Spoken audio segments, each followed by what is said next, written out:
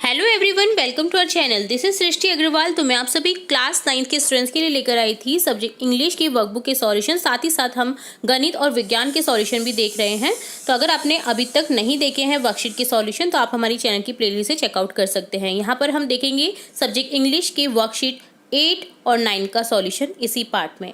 तो वर्कशीट 8 का सॉल्यूशन सबसे पहले देखेंगे, जिसमें है मोटिवेशनल इंटरएक्टिव एक्टिविटी। ये आपको एक्टिविटी दी गई है मोटिवेशनल, जिसमें आपके टीचर्स आपको कुछ मोटिवेशनल सेशन देंगे जिसको आपको केयरफुली सुनना है, समझना है और अपने जीवन में उसे उतारना है।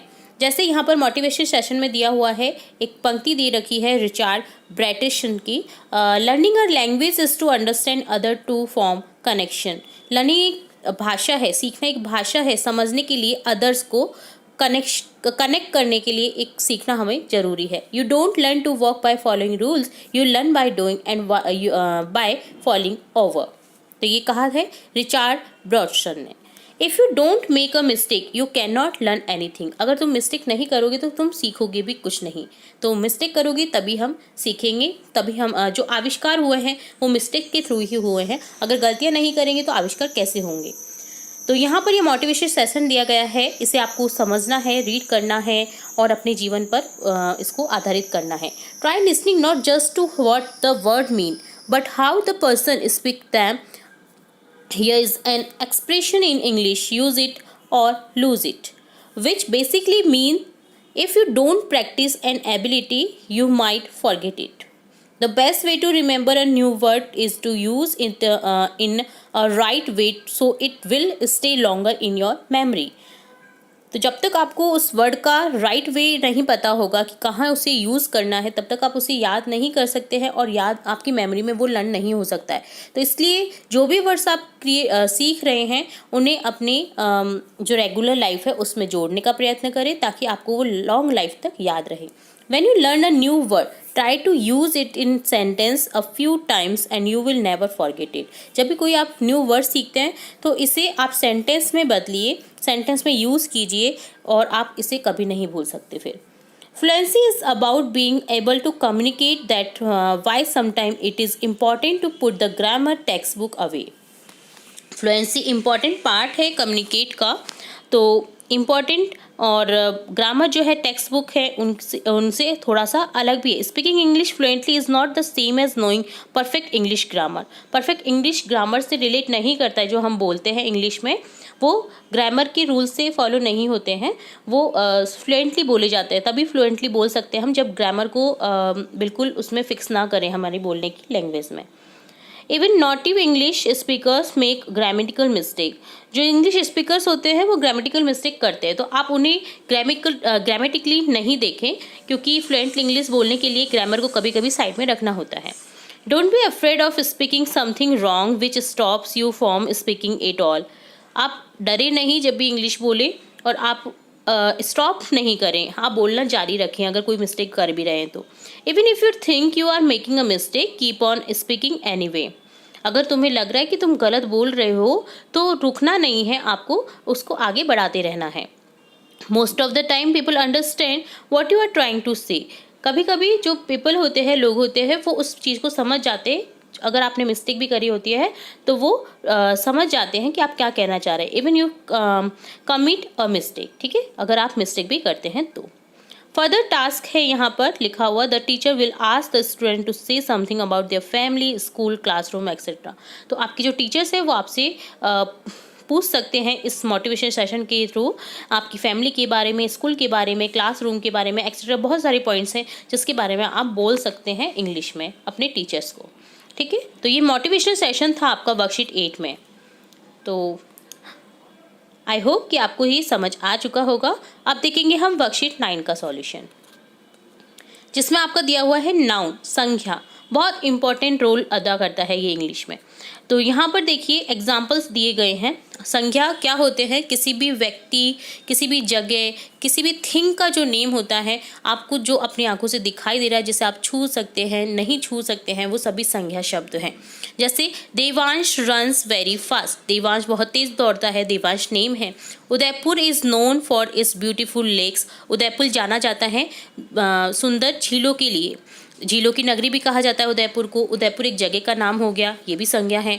Mobile phone is widely use device, mobile phone बहुत ज़्यादा यूज़ करने वाली डिवाइस है, तो मोबाइल फ़ोन भी एक नाम हो गया। पोवर्टी इज़ अ कर्स, पुवर्टी भी यहाँ पर संज्ञा हो गई। पुवर्टी को हम महसूस कर सकते हैं बट हम छू नहीं सकते, बट ये एक भाववाचक संज्ञा में आता है।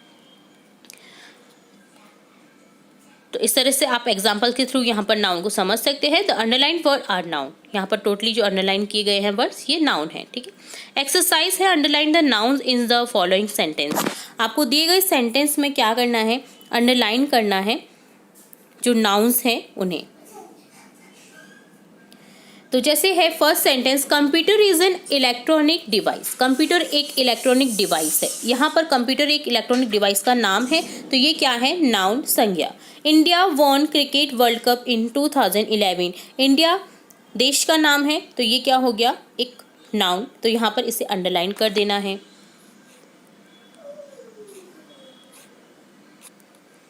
ठीक है, तो आपको यहाँ पर अंडरलाइन करते हुए जाना है। Computer India, the demand for bicycle has increase in the market, जो डिमांड है बाइसिकल की, साइकिल्स की, वो इंक्रीज हो रही है मार्केट में, तो यहाँ पर बाइसिकल साइकिल जो है वाहन का नाम हो गया।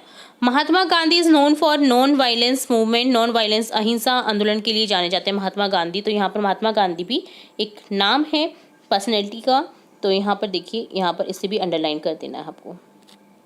Everyone should maintain their dignity, सभी को अपनी मेंटेन रखनी चाहिए डिग्निटी, तो यहाँ पर देखिए डिग्निटी को भी आप महसूस कर सकते हैं, तो ये भाववाचक संज्ञा का एग्जाम्पल है, तो यहाँ पर इससे क्या कर दें, आप अंडरलाइन कर दें। तो ठीक है, इस तरह से आपको अंडरलाइन करना था। नेक्स्ट एक्सरसाइज बी है, right the noun from your surroundings.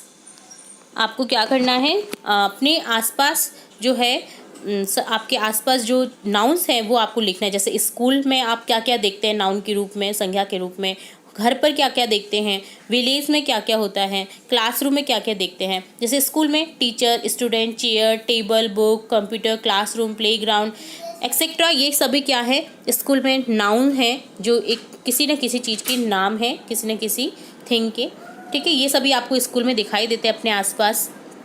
आपका बैग हो गया, और बहुत सारी चीज़ें हैं, बुक, पेन एक्सेट्रा, ठीक है। इसी तरह से होम है, होम में देखिए father, mother, sister, brother, television, mobile, kitchen, room, ये जो आपको दिखते हैं, टॉयज़, ये सभी क्या हैं, नाउन है। विलेज में जैसे man, women, farm, cow, goat, handpump, trees, animals, cow, dog, है ना, तो ये सभी क्या हैं, डंकी विलेज में दिखते हैं, पिग दिखते हैं, ठीक है। रोड्स दिखाई देते हैं, तो स्ट्रीट्स हैं, ये सभी नाम है, विलेज में नाउन है, तो यहाँ पर आप लिख सकते हैं। क्लासरूम में देखिए आपको आसपास क्या दिखाई देता है, जैसे table, chair, chalk, board, student, mat, fan, bag, ये सभी क्लासरूम में दिखते हैं, तो बैग को स्कूल में ना लिख करके आप क्लासरूम में भी लिख सकते हैं, ठीक है। तो इस तरह से आपको यहाँ पर संज्ञा शब्द लिखने थे आपके आसपास जो आपको दिखाई देते हैं, ठीक है। तो आपको इनमें बांटना था स्कूल, होम, विलेज और क्लासरूम के थ्रू। तो ये डन होता है आपका वर्कशीट 9 का सॉल्यूशन। आई होप ये वर्कशीट भी आपको अच्छे से समझ आई होगी, मैंने प्रयत्न किया है। फिर भी अगर आपको कोई डाउट रहता है तो आप कमेंट बॉक्स में कमेंट करके पूछ सकते हैं। तो यहाँ हमने देखा वर्कशीट 9 और वर्कशीट 8 का सॉल्यूशन, बहुत ही इंपॉर्टेंट वर्कशीट थी। इसी तरह हम आगे की वर्कशीट्स के सॉल्यूशन भी देखेंगे, तो जुड़े रहे हमारे चैनल के साथ। वीडियो को पूरा देखने के लिए धन्यवाद।